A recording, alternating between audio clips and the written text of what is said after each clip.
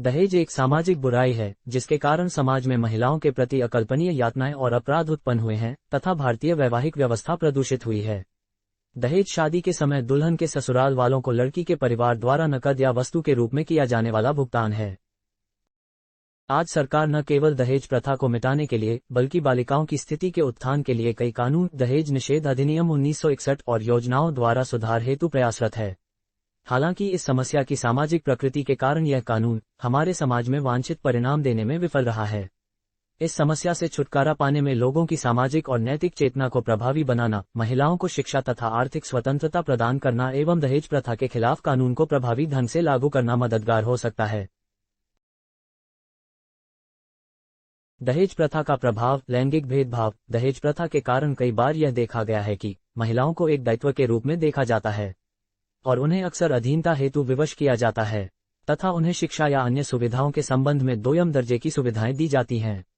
महिलाओं के करियर को प्रभावित करना। दहेज प्रथा के लिए कार्यबल में महिलाओं की खराब उपस्थिति और इसके परिणामस्वरूप वित्तीय स्वतंत्रता की कमी एक बड़ा कारक है।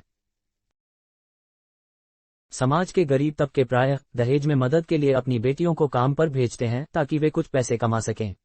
मध्यम और उच्च वर्ग के परिवार अपनी बेटियों को नियमित रूप से स्कूल तो भेजते हैं लेकिन करियर विकल्पों पर जोर नहीं देते।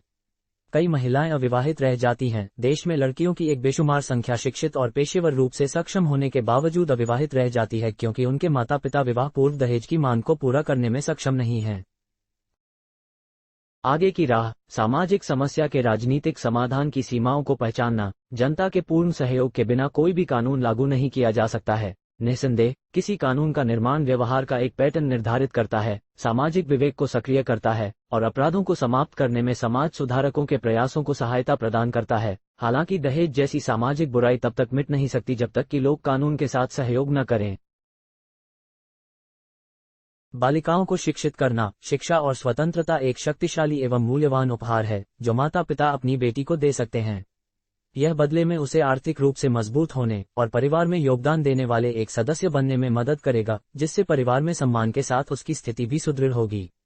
इसलिए बेटियों को अच्छी शिक्षा प्रदान करना और उन्हें अपनी पसंद का करियर बनाने के लिए प्रोत्साहित करना सबसे अच्छा दहेज है जो कोई भी माता पिता अपनी बेटी को दे सकते हैं।